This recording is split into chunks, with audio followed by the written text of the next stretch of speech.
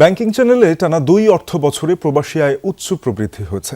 চলতি অর্থ বছরের প্রথম মাসের ২৬ তারিখ পর্যন্ত প্রবাসীরা $২৪৪ কোটি সমপরিমাণ অর্থ দেশে পাঠিয়েছেন। আগের বছরের জুলাইয়ের একই সময়ের তুলনায় যা $৫০ কোটি বেশি। বিদায়ী অর্থ বছর প্রবাসীরা ব্যাংকিং চ্যানেলে $৩.৫ বিলিয়ন দেশে পাঠান, আগের অর্থ বছরের তুলনায় ১৭.৩৪% বেশি। বৈদেশিক মুদ্রা আয়ের অন্য উৎস ভালো অবস্থান না থাকলেও রেমিটেন্সে উচ্চ প্রবৃদ্ধির কারণে বৈদেশিক মুদ্রার রিজার্ভে কিছুটা স্বস্তি রয়েছে। অবশ্য গত এক মাসে ডলারের দর $১ মতো বেড়ে আন্তঃব্যাংকে $১২৩.৮ বেচাকেনা হচ্ছে। গত অর্থ বছরের মে পর্যন্ত ১১ মাসে আমদানিতে ৬% মতো প্রবৃদ্ধি হয়েছে।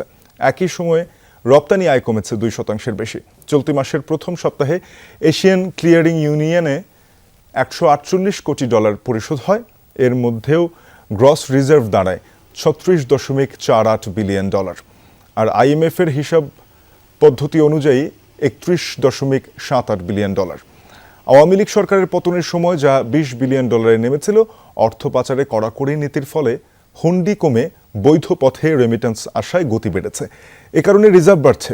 রেমিটেন্সের এ ধারা ধরে রাখতে প্রণোদনা অব্যাহত রেখেছে সরকার।